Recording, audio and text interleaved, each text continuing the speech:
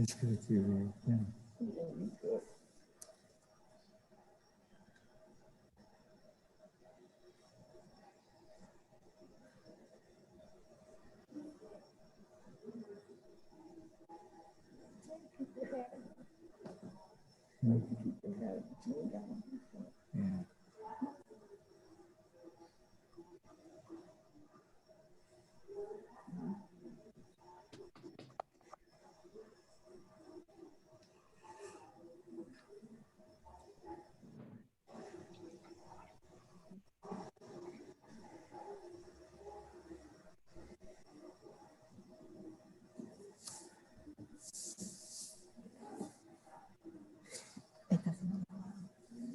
This is Recorded.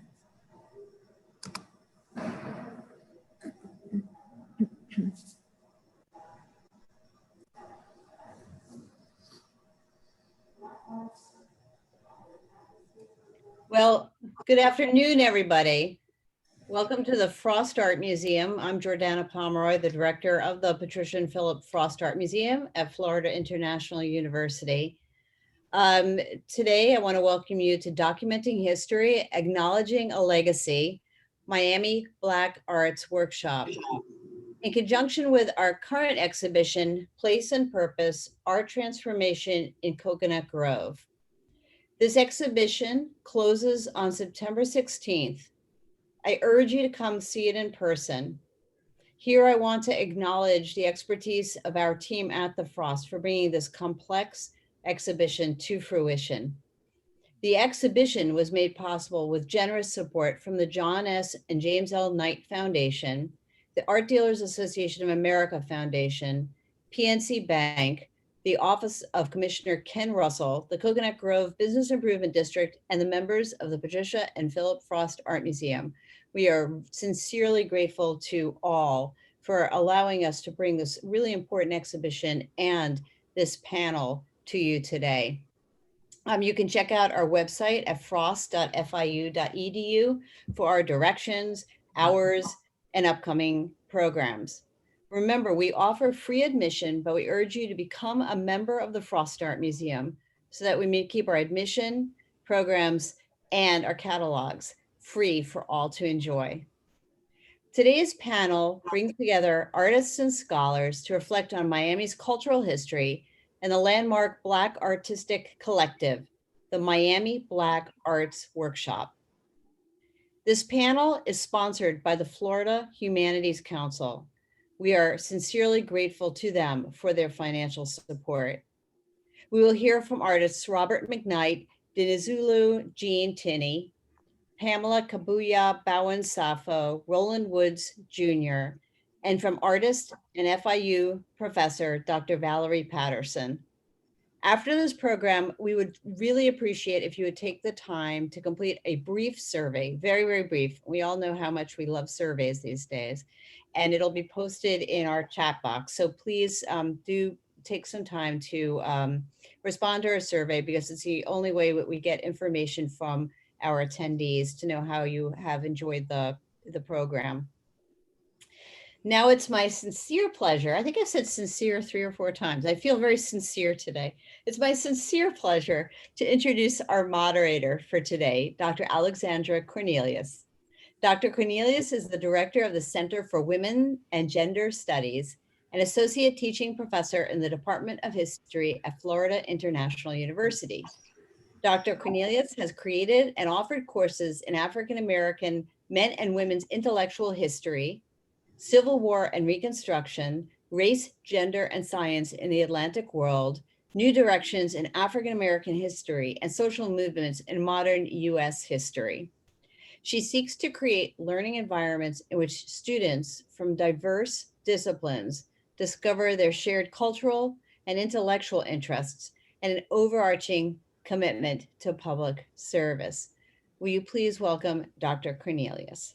Amen. So much.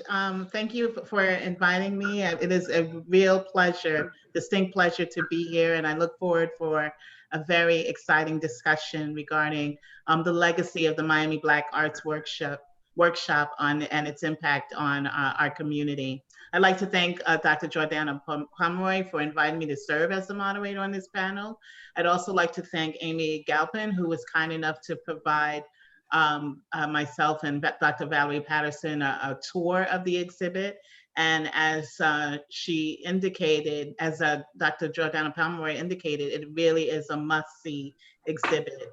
I'd also like to thank Ashley Valenes, Carmen Capio, and other members of the Fart Art Museum for all of the technical work that goes into putting on these virtual productions. It's no less complicated because it's virtual, and I really do appreciate the time and effort that went into putting this all together and bringing us all together.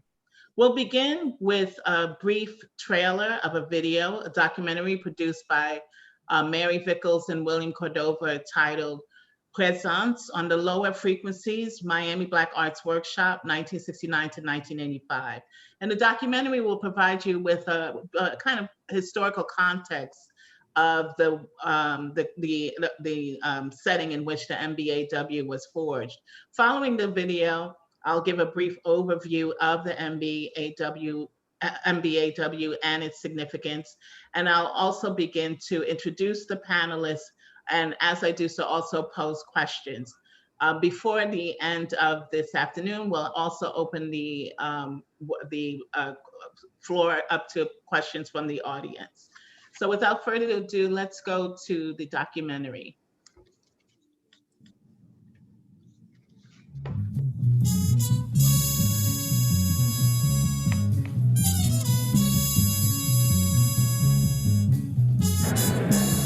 In the spring of 1970, Black students at the University of Miami organized a rally outside the Low Art Museum on the university's campus.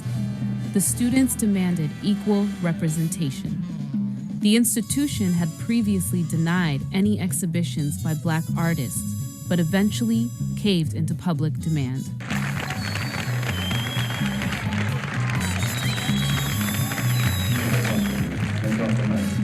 To this day, the University of Miami's Black Art Show remains one of the most well-attended exhibitions at the Low Art Museum. The Black Arts movement in Miami, Florida began in 1969. It was at that time that a group of African-American artists at the University of Miami, guided by Roland Woods Jr., Walter Dennis, Walter Mitchell, and others, launched a movement that would elevate the role and awareness of works by local artists in both public and academic institutions, and in the Black community itself. The students organized the Black Arts Council of Miami on the university's campus, and then created Miami Black Arts Workshop in the Black Grove, a section of Coconut Grove. The Black Arts Workshop offered after-school programs, outdoor art classes, a free children's breakfast program, community exhibitions, and free field trips to museums and parks with financial assistance from the United Way.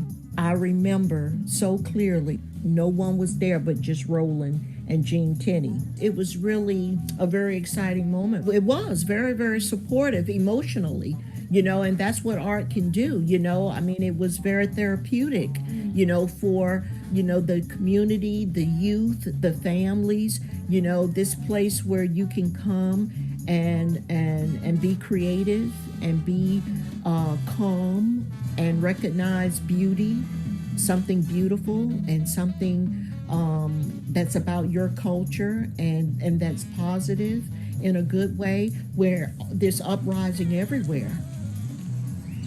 I got involved so that I could be involved in making an impact on the lives of others, and the organization made a lasting impact upon me, because to this day I'm still doing a lot of what I was introduced to at Miami Black Arts Workshop.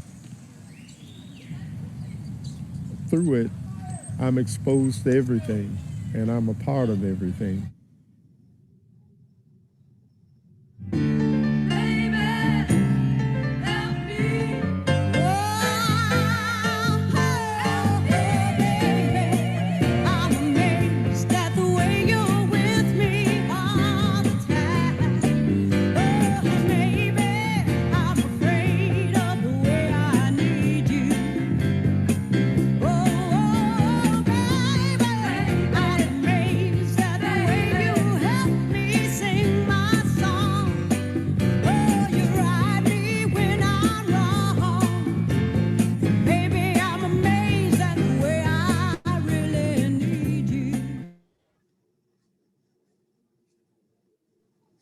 Thank you so much. I hope that you enjoyed that video and that it elicited from you some warm feelings about the legacy of this movement. I just wanted to note, Mr. Roland Woods recalls that Catherine Dunham actually was one of the key people who inspired the artists to create the MBAW. And I think that's interesting to note because many of you know her as a famed choreographer, but she had also recently opened the Performing Arts Training Center, also referred to as the PATC, in East St. Louis in 1965.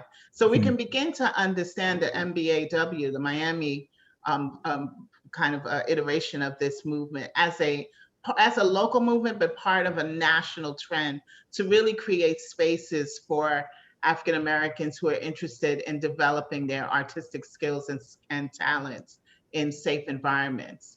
Today's program, again, is titled Documenting History, Acknowledging a Legacy, Miami Black Arts Workshop. We're here today to acknowledge, remember, and honor the Miami Black Art Workshop leaders and participants. Between 1969 and 1985, Miami Black Arts Workshop, also known as MBAW, became the center of Black art cultural and educational programming. Located in Coconut Grove, the MBAW organized mural workshops, art classes for both adults and children, and community art exhibitions. Mindful of the needs of the community, the center also provided after-school tutoring and free breakfast programs that enabled and facilitated the participation of all residents. Documenting this history allows us to archive, preserve, and celebrate the rich cultural heritage of Black life in Coconut Grove and other predominantly Black communities in South Florida. If you visit the Frost Art Museum during the exhibit opening next week, which also coincides with the Juneteenth celebration we'll be having on FIU's campus, you may find yourself experiencing an intense sense of nostalgia. In Brazil, they referred to it as a saudade, this intense longing for the past. For those of you who grew up in the Grove, the sights and sounds of the visual art and videos will trigger, in the best sense of the word, communal memories of a dynamic and yet supportive artistic environment. Also notable, even for those of us who are recent migrants to South Florida, is the extent to which this localized study of one collective effort to demarcate a creative space for Black artists really sheds light on the ways in which life-affirming, ostensibly small acts of resistance can have an impact on people and the communities in which they live. The Miami Black Arts Workshop was part of a movement, a collective of artists who promoted the idea that artistic expression was a means through which people could find healing and empowerment. The movement did not ignore the realities of racism, poverty, and a relative lack of economic opportunity. Instead, it provided Black creatives a safe, psychological, some would say even spiritual space in which they could develop their artistic skills and realize their creative potential in supportive environments.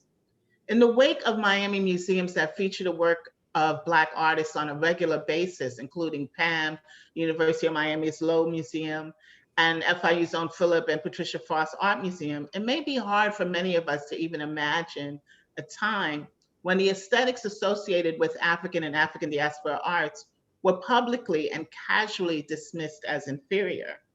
For example, in 1971, in reaction to the Lowe's Museum's decision to feature the work of Black artists as demonstrated in the documentary, the Herald art editor published a piece he titled "A Disservice to Museum." He maintained that there were other spaces where Black art could have been featured without presumably lowering the standards of the Lowe Museum.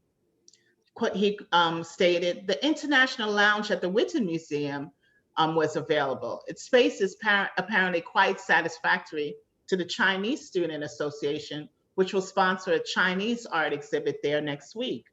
He argued that the administration should not have bowed down to political pressure. He wrote, "Far from promoting culture, they have done a great disservice to the Lowe Museum, setting a destructive precedent for the visual arts throughout South Florida." Looking back at that quote today, we understand clearly how very wrong he was. The editor's position also reveals the extent to which art of the African and African diaspora was evaluated on a scale that continually placed Black art production on the bottom rung of the aesthetic value system governing museum spaces at that time. It also sheds some light on the way in which Black art was pitted against other quote unquote non-Western art forms. This particular description positions the Chinese students at the University of Miami as a model minority, ostensibly willing to accept the place to which they had been assigned in the hierarchy.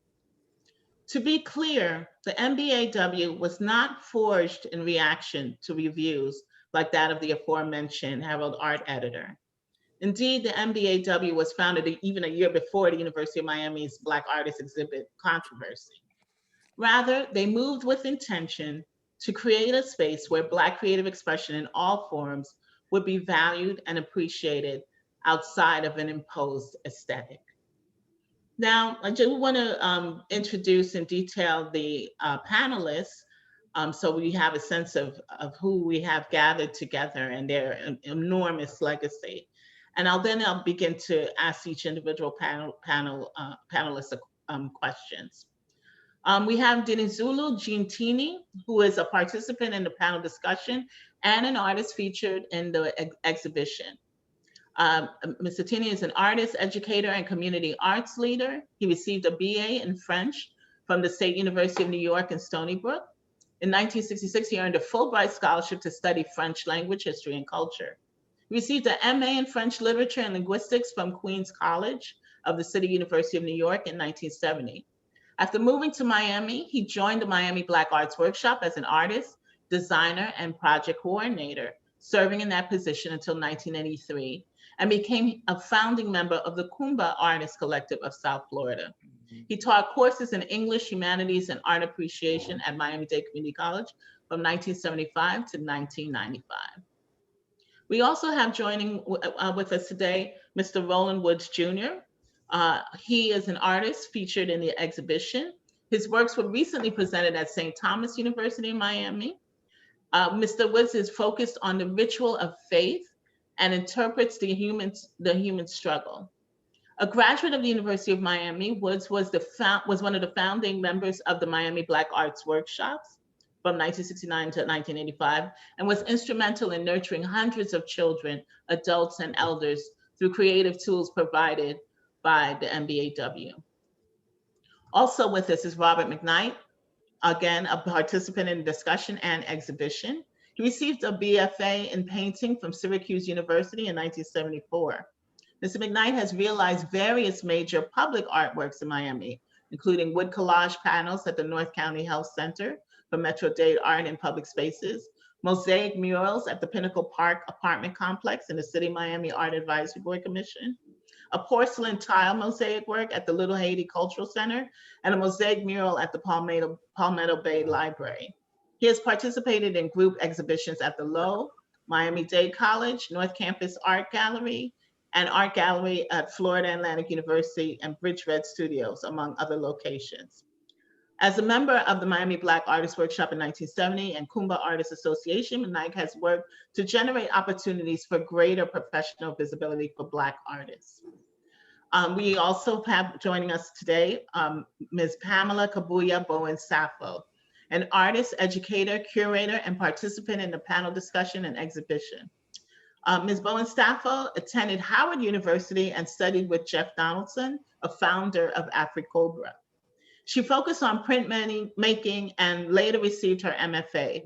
Her recent work, Tracks and Bridges, was shown at Lemoyne Arts. She was an active participant and collaborator at the Barnyard in West Coconut Grove and at the Miami Black Arts Workshop, Bowens-Saffo, and the Miami Black Arts Workshop. Bowens-Saffo now resides in Tallahassee. Finally, we also have joining us today my colleague, Dr. Valerie Patterson, who is the director of the African and African Diaspora Studies program at Florida International University. She is also a professor in the School of Public Administration and an artist. Dr. Valerie Patterson will also be sharing with us her own experiences as a participant in the MBAW. So I want to begin with questions for the panelists, and I'll begin with Mr. Woods. Mr. Woods, one of the pieces in the collection, and I'll ask that we see the piece titled Pitts and Lee. Let's switch to this Pitts and Lee side. So this piece depicts the image of two men, Freddie Lee Pitts and Wilbert Lee, who were wrongfully imprisoned for murder in 1963. A man actually confessed to the murders in 1966, 3 years later, but Pitts and Lee were not released until 1975. I was not familiar with the case, but I looked up the case and the offense was really egregious. Apparently the men had been beaten into, confessing, and actually one of the men's wives, they threatened to harm one of the men's wives as well. But again, it was not until many years later, in 1975, that the men were released. You later changed the name of the piece to We Shall Overcome. And my question to you is, what led you to change the name of the piece? And in what ways has your sense of purpose as an artist also maybe, has that changed over the years as well? Okay, I think you really was very detailed in your description of the piece, and there's not too much I can add. But I would say that I was very much moved by that situation of these two young men being falsely incarcerated. And I think that it's like a general view of, in a way, a segment of our society. There seems to be a feeling among many people that they are bound, that there's something holding them back, or they are trapped. And many people in the inner city seem to feel as though something is holding them back. And this piece is sort of more of a general depiction of that. But again, stone walls and iron bars really don't make a cage. It's the inward spirit of a person that really emanates that freedom. So in other words, a person can be locked up but still be free in the spirit. So basically, what motivated me to do this piece was not only the situation of this unjust incarceration, but just a general feeling that at that time, many of the people I have associated with seemed to have felt that there was something holding them back. And again, we know that it's not necessarily just a society, it's not necessarily just discrimination. Sometimes it's a spiritual thing. Sometimes they're on the wrong path. But nevertheless, in looking at the piece, I also got the idea that with incarceration, the hope is always liberation. And therefore, I changed the name to A Distant Hope. And I believe people that seem to be in bondage have that hope of being free. Okay, so the title changed to A Distant Hope and not We Shall Overcome, or? I think that I had multiple titles to this, and I believe I also had a title, We Shall Overcome, as well.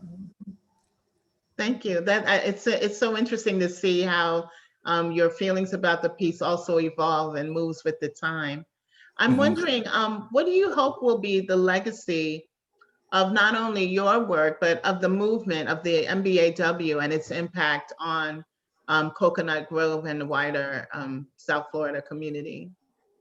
When I look at the panel, I'm elated. When I see Dr. Patterson, I just wanted to shout, because it's a perfect example of a person that was in the community. She's a very diligent student, and she stayed on task, and for her to just continue to climb the ladder to get her doctorate and to be a leader, not only at IU, but in the nation. And for Ms. Kabuya, I mean, the work she's done and what she has accomplished. I mean, I'm just flabbergasted. I mean, I was just a pawn there. I mean, I was just wanted helping to keep things together. But it really was the artists that you see on this panel that really made the workshop. So I'm very elated for that. Well, thank you so much. And since you brought up Pamela Kabuya, let's turn to her with the next question. So Ms. Bowens-Saffo, I was really struck by one of the first pieces that you see upon entering the gallery, which is one of your pieces, titled After Hours, My Magic Pours Sweet Libations. I was really also deeply moved by the words that you used to describe the painting. So you wrote, the after hours, that's when I can lay my burden down. The magic, your mere existence is the magic of soul searching all the time, not only because of what someone else is saying, but because you want to feel good and have your place. It's something very special. Ms. Kabuya, I could not agree more with the sentiment. Can you provide us with even more insight about the painting? Were the people depicted representative of people you had encountered? And did creating this piece offer you a means to which you were able to, as you put it, lay your burdens down?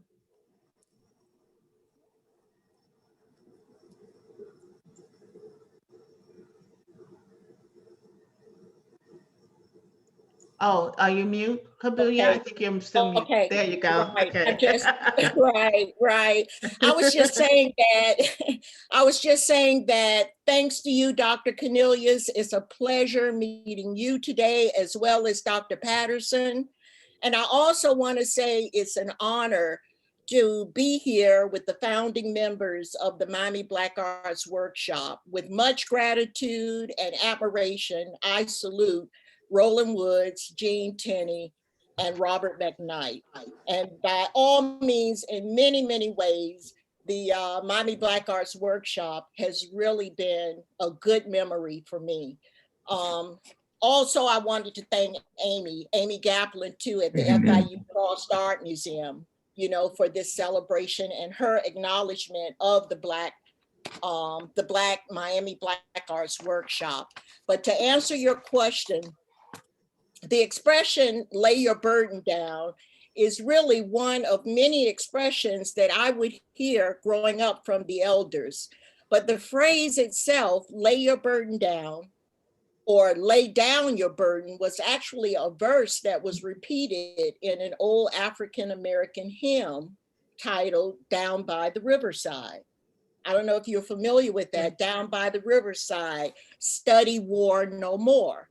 And the word burden is usually the first thing that stands out, but I would like to think better and focus on the lay down as the bigger message, meaning to put away anything negative, both mentally and physically, to enable and empower that greater purpose, the greater purpose of resilience and that greater purpose of determination. So the dance that you see in the painting and the movement is kind of a release and a connection with that inner power and that inner power of good things and better things. The artwork itself is a diptych. It's a diptych of 2 panels, which was intended to be this kind of opening that would be hinged and the unveiling of that magical place, which, as Roland speak of, that magical place is something that's inside of us. That we begin to connect with and understand and know better, and so it's this movement and this dance that releases this high energy of spirit, this high energy of love, and this high energy of support. Everything that you see in the painting these are like actual artifacts that were created with the youth at the barnyard. The dancing recycled materials of the bicycle parts in the far distance of the work. Those are actual puppets that are in the collection at the barnyard itself, as well this upward spiraling tree that's in another far distance of the panel.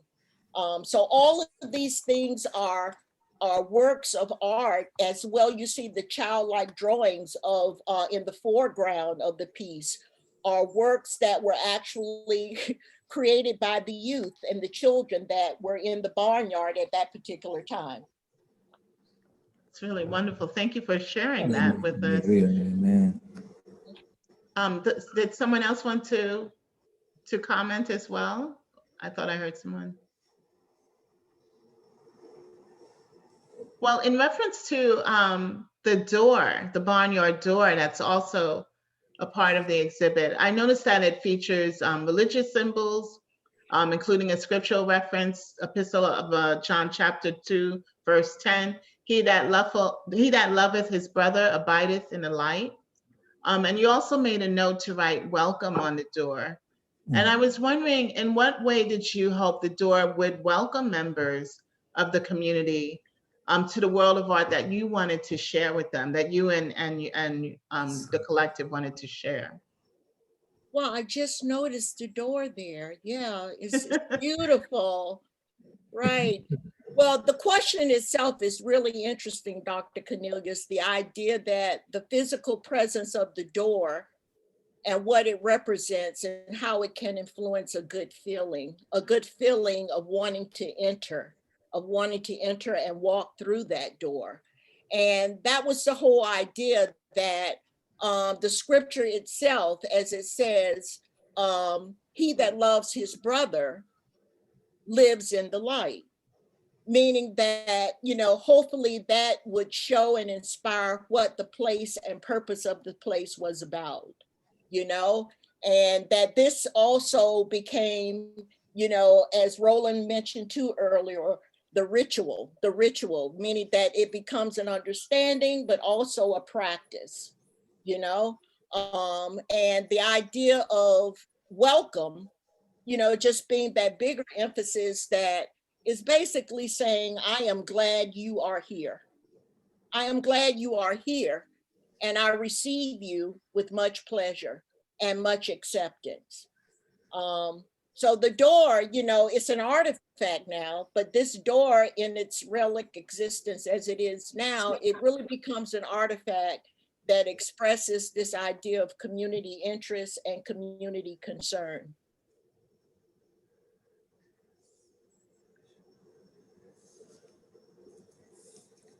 Thank you. I'm so glad someone had the presence of mind to preserve the door and to recognize it as a work of art in and of itself. My next question is for Gene Tinnie.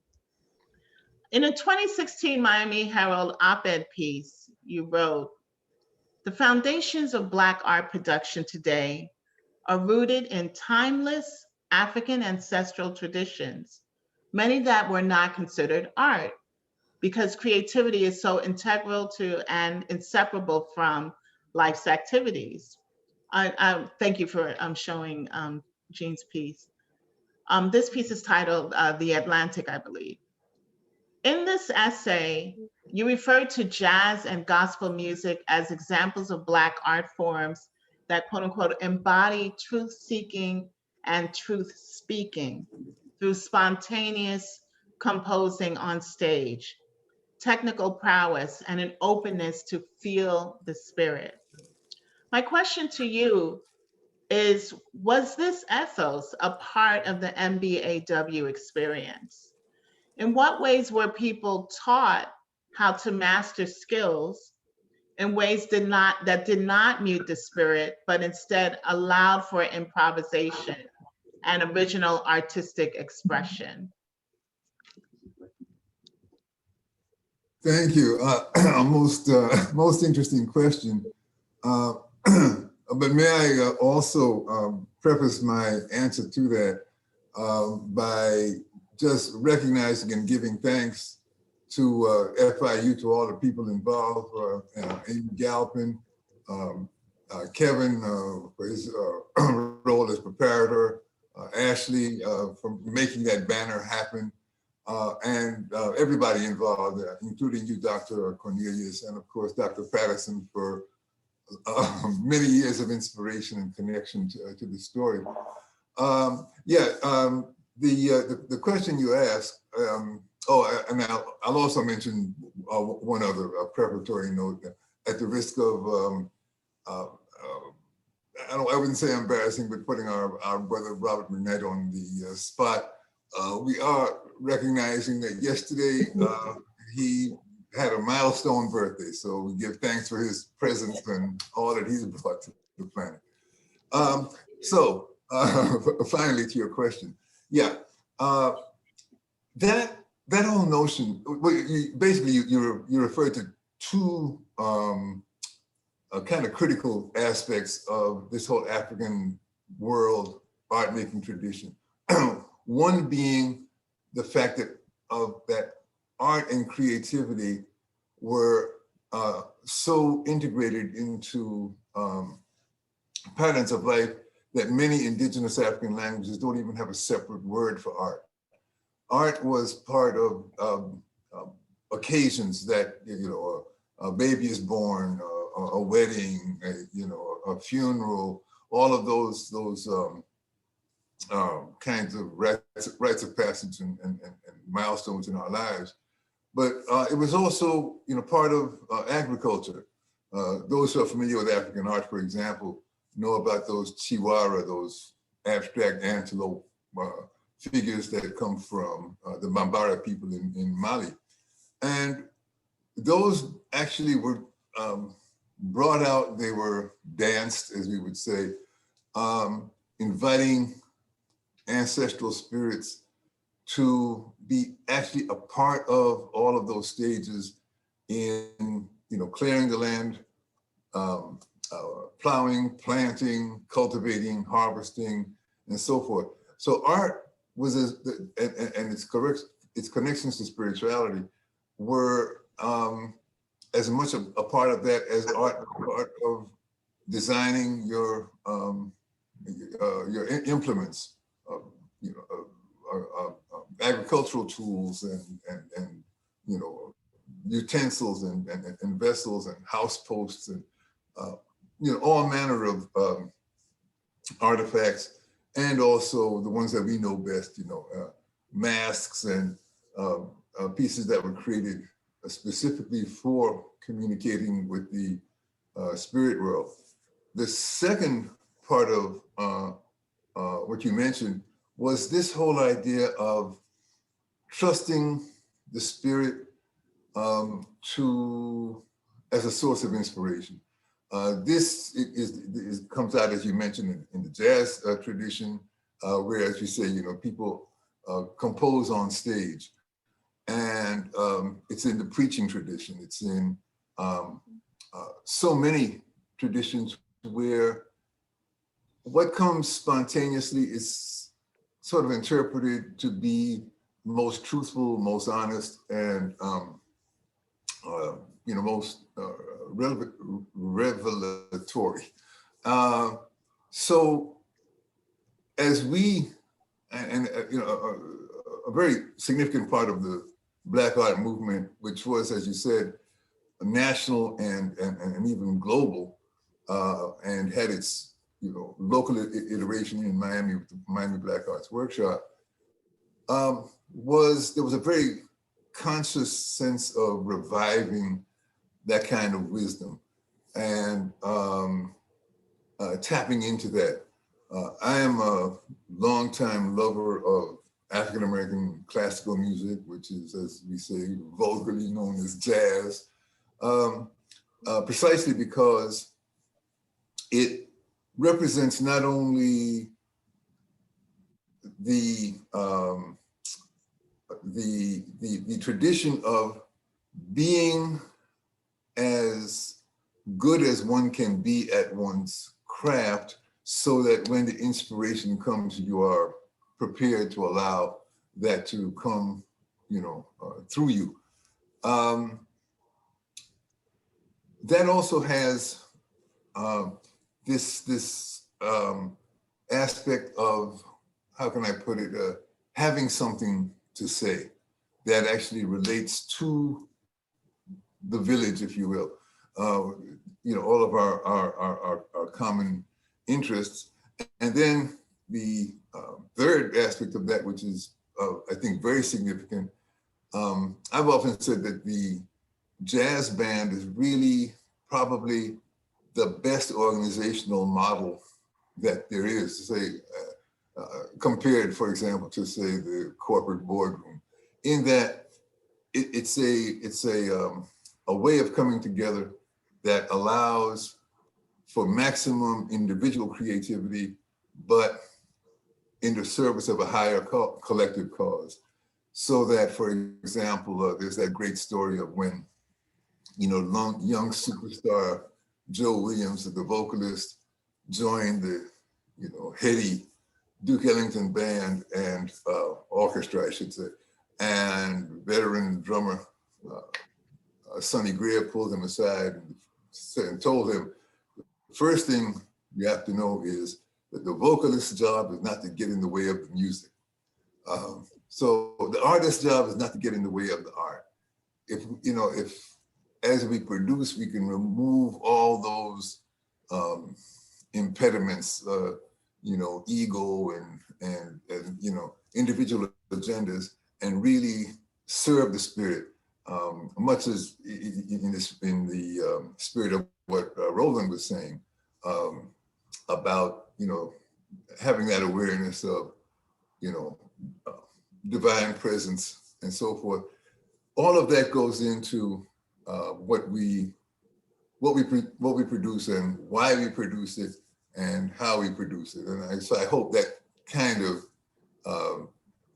gives some sense of what was behind the thought process of that essay that you quoted. No, and thank absolutely. you. Absolutely. Thank you so much. And would you also maybe just say a brief note about the piece that's being shown? I believe it's titled The Atlantic. Yeah, it's called Atlantic. Atlantic, yeah. Inspired in part by those, historic maps we see, when Europeans, this really came out of the Crusades, when they became, encountered that Muslim world in the Holy Land, and realized that here was a whole culture that preserved science and had engaged in map making, and that became a whole fascination and an art form in its own right in the European context. So it kind of references that, but the main inspiration has to do with the Middle Passage. Mm-hmm. And the fact that Africans, of course, crossed oceans, including the Atlantic, including the Indian Ocean, centuries before Columbus. But the crossing that we most remember and remember most painfully is the Middle Passage, otherwise known as the slave trade. The books will tell us that there were 12 million souls involved. The numbers are beyond our ability to count. And the idea of commemorating that in a way that lets it be known that this was not a transportation of quote unquote slaves. This was a transfer of knowledge, a transfer of spirituality, culture, wisdom, skills from the old world to the new, with an understanding that you will hear being kind of evoked by, shall we say, New World practitioners of the Yoruba tradition from southwestern Nigeria. That tradition is strongest because the it's not where most of the people who were taken from, but it's where the most recent people were taken from as slave trade wound down in the mid and late 1800s,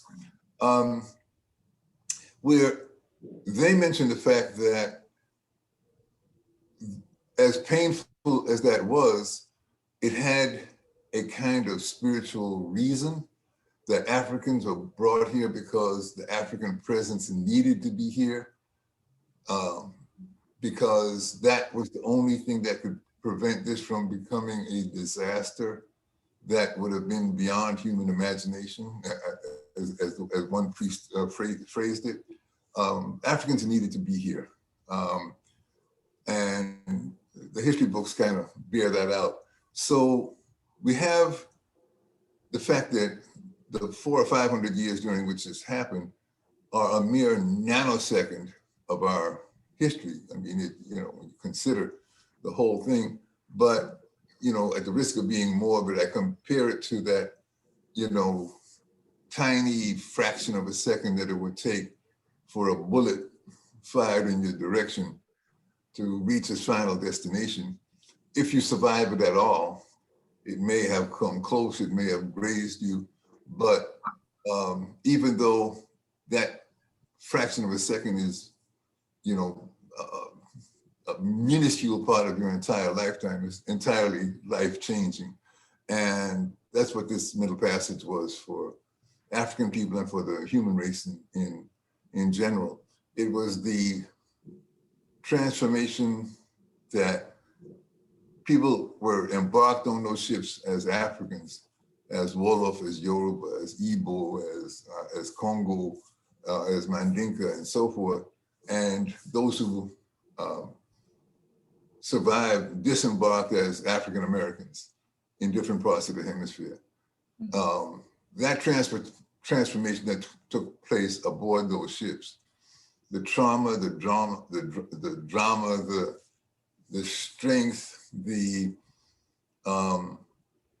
resourcefulness, the wellspring of wisdom that people were able to tap into in order to survive at all with their dignity, is a story to be told. And that's all part of what is embodied in this piece. Thank you so much. I really appreciate that perspective. You really widened the frame through which we can understand the Middle Passage. And I know that you've published on the topic, so I'm going to have to revisit. I'm going to have to go back and read your published work on this subject. I want to turn to Mr. Robert McKnight and to talk, of course, as I noted earlier, you've shown your work all throughout South Florida in many university galleries, private galleries. But I want to ask you a question about your public art, and I'll ask for, that the next slide be shown. You've created major public artworks in Miami, including the wood collage panels, which were in the Metro-Dade Art and Public Spaces at the North County Health Center, I believe. But your work also encompasses the environment. You've done environmental work with waterfalls, lakes, forests, and streams, incorporated bird sanctuaries, swimming pools for preschool children. And I'm wondering if you can share with the audience your thoughts of the legacy of your work in Miami's public spaces. When you think about the footprint and the way in which the landscape may have changed as a result of this intervention, I think it's something that we should pause and really appreciate. In what way do you hope your work will inspire the public for generations to come?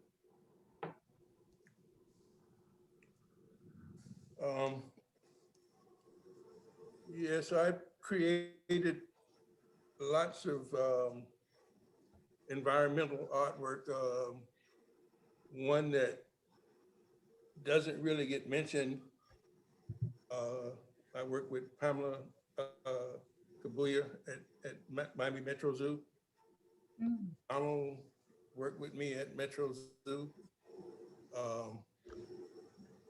So with that background, I would like to carry my art into stages where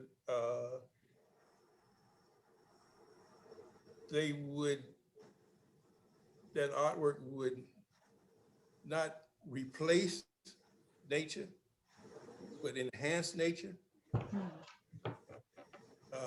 in, in the simplest form. Basically, make it a little better, but not try to replace it. That's beautiful. Yeah. You know, to complement nature, you know, but not to have the, you know, the arrogance of thinking that it can be replaced or you know, yes, I understand. That's really wonderful. Thank you for sharing that. We're running out of time, and I want to give Dr. Patterson a chance to talk about her experiences. As Mr. Woods pointed out, Dr. Patterson is a product of the MBAW. What I would like to know is, in what ways was the Miami Black Arts Workshop a reflection of other cultural and political movements in Coconut Grove or in the wider area of Miami? And how do you think opportunities and spaces for Blacks interested in exploring their artistic expression changed over time in the period in which you were in the Grove? Thank you. Thanks for that question, Dr. Cornelius. And I know we're running out of time, but I would be remiss if I didn't acknowledge how important and how honored I feel to be on this panel, because these are artists who were mentors, artists who were role models for us as I was a teenager, right? Not much younger than they were, but who are role models for us and guided us in this understanding of the importance of community, right? And of engaging the community and developing the community and making it a better place for all of us who are there.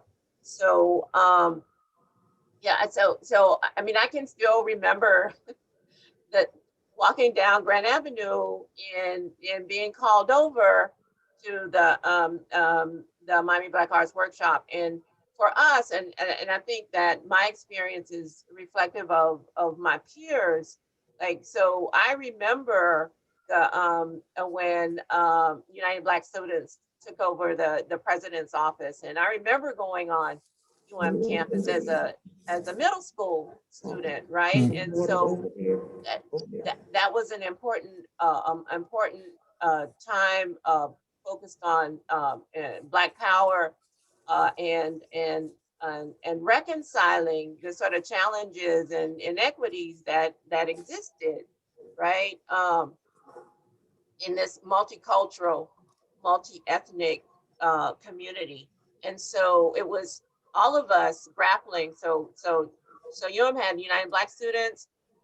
I was at Miami-Dade. I could not afford to be at I was at Miami-Dade. We had concerned Black students, and those student organizations allowed us to sort of explore our interest in Black power and Black empowerment, and attach the and infuse that ideology to sort of infuse our actions, right, and guide us. So when we were invited into Miami Black Arts Workshop, we were told to like, we can take notes and we can take minutes, and we were told that we could participate in the meeting. And so we were like teenagers, recently graduated from high school and just starting our college courses, and it really was a vehicle, right? That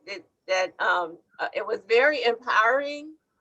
It served as a guide to push us outside of our comfort zone, right? And so it was really a happening place, right? And over time, I love that the first question that Roland received was focused on Pitts and Lee, because I remember the Pitts and Lee case, and then I'll also remember when they were cleared. I remember them being at the University of Miami, appearing at the University of Miami, and I knew about Pitts and Lee because of the art, right? And I remember them being at University of Miami and attending. I think Angela Davis appeared, and they were there as well. And I remember attending that with someone I was dating, who was now my husband of almost 45 years, and seeing Gene and Roland on the corner of Grant and Douglas after that event, and having a discussion about the Angela Davis and Pitts and Lee. And so it was, again, this elevation of our consciousness and our awareness of these issues that impacted us, right? And along with the art as well. And I don't think we realized that as kids, quote unquote teenagers, the magnitude of how significant that space was and what was happening. But it was, their efforts to bring a Black art institution to that corner of Grand and Douglas, reflective of what was happening in other parts of the country, but then also connecting, making us understand the importance of not only the national connections of Black people, but the international and global connections as well, was just significant in, and I really believe and influenced in a major way, the person who I became, and my interest in what I'm doing right now, right? So I can draw that link all the way back to I think it was 73, 74, my first encounter. So so in terms of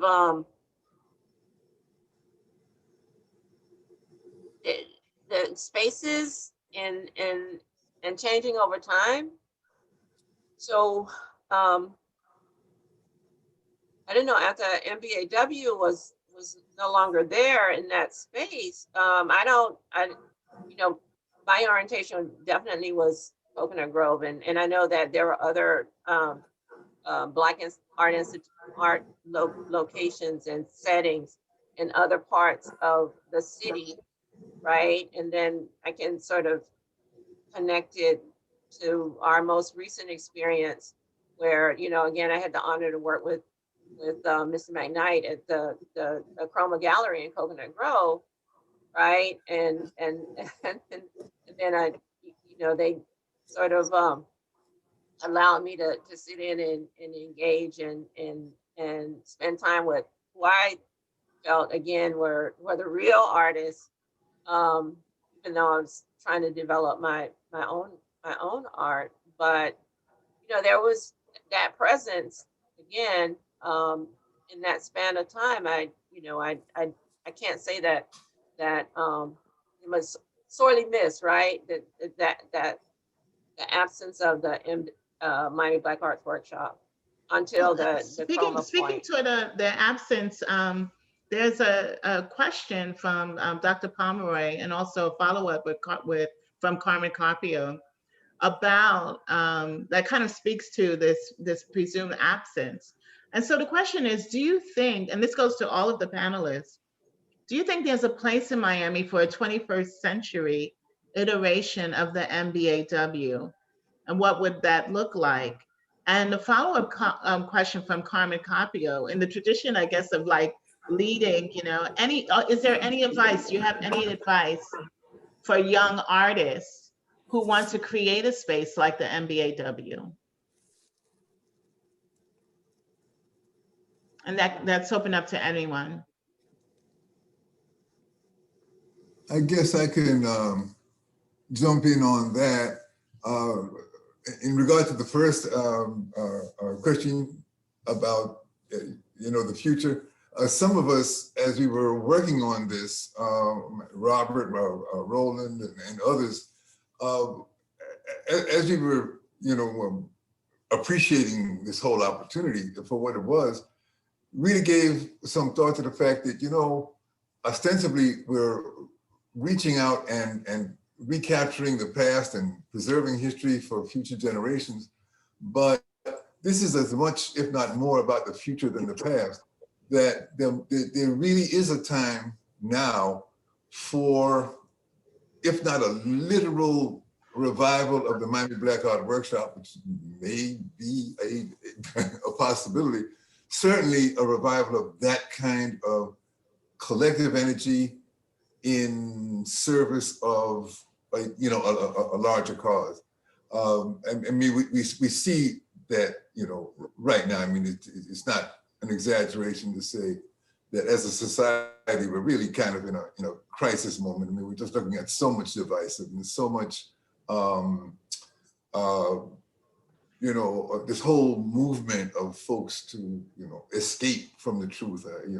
I used the cruel analogy of cockroaches running from the light, but that sounds a little too judgmental. But the fact that just because of the difficult history that the country has had, and the fact that it's so difficult for folks to make sense of it and how this affects their lives and so on, the medicine for this is art. I mean, when we're able to tap into that spirituality that just brings, naked truth without ideology, without any of that. That's what opens up the opportunities for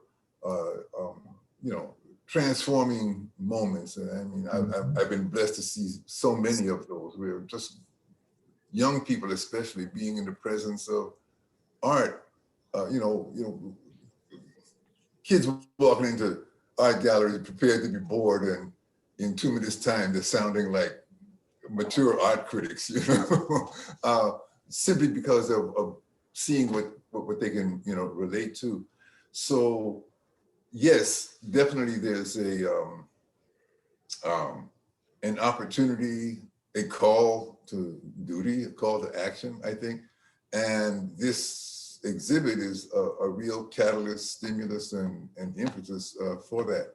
So I think we can all look forward to this being a launching pad of something, and we'd be grossly remiss if we don't, get launched. So I would throw that out as one consideration. Yeah, I think absolutely that may be the case. I know walking into this space, I was so moved, and I really was kind of like, gosh, I wish I had something like this where I could take my daughter, a space like this. We are getting feedback from the audience that is echoing this sentiment. There's a question about whether the Kumba group still exists, and a question about the African Heritage Cultural Arts Center. But we really do have to wrap up. I don't want to leave without acknowledging Robert's birthday, Mr. McKnight's birthday. Happy birthday to you. Wow. Wow. Wow. Yes, they actually had a cake for you. Wow. Thank you, Roland. But one of the things with these kind of groups, like the Black Arts Workshop, Chroma wasn't really, well, it was funded, and it did have people participating in their programs. But when we find these programs like these, they need to be supported. Opalaka Cultural Arts Center, 18th and 27th in overtime, I mean, in Liberty City. You know, those are a few of the newer programs, and they really just need to be supported. Yeah. By patrons, art Right. patrons. Right. Well, thank you so much, Mr. McKnight. Thank you all. I want to turn the mic over to Dr. Pomeroy for any closing remarks. Jordana? Yeah, I had to, can you hear me? I want to thank everybody. This has been a really great conversation. Dr. Cornelius did a great job. It's not an easy thing to moderate a panel virtually because you can't really make eye contact and sort of feel the vibe, and you did a great job. So everybody spoke, which is really key. I have learned so much from this exhibition. In some ways, I think this has been the most, this has been the big reveal, you know, for the Miami community, the strength of this workshop. I'd love to see that film. I don't think it's finished. I do want to point out that on our website, we do have interviews with that relate to this panel, that relate to the Miami Black Arts Workshop. And there will be a catalog that'll come out in August, which will be sort of the legacy of the exhibition. And, you know, it's just so important to acknowledge our history in Miami. I've been here for 6 years now, and it's a very quickly changing city. I'm from New York City originally, which is not so quick to change. So there are good points and bad points to that, but remembering our history is critical. And I think we're doing I hope we're doing a good job at that, of that at the Frost Art Museum. We continue to value our history as much as our present and future. So thanks so much for being here. Again, the show is open.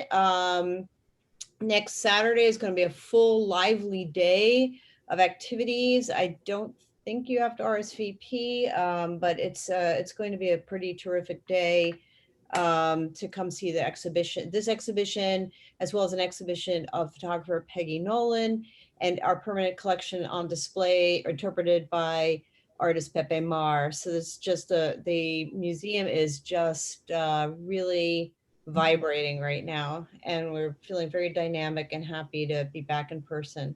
So we still have Purell all around, and you can wear masks. So we're wonderful. Thank you very much. I guess I'm being cut out. Okay. Bye-bye. Thank you all. Have a good afternoon. Thank you. See you Thank you. soon. Thanks all. Thanks everybody. It was great being on the panel with all of you. Thanks, Amy. I don't see you, but thank you so much. Thanks. Right. Great Thanks, Amy. experience. Thanks, everybody. Great experience. Thank you. It was great. See you soon. Good job, well done. All right, see you soon. Thank you. Thank you. Bye.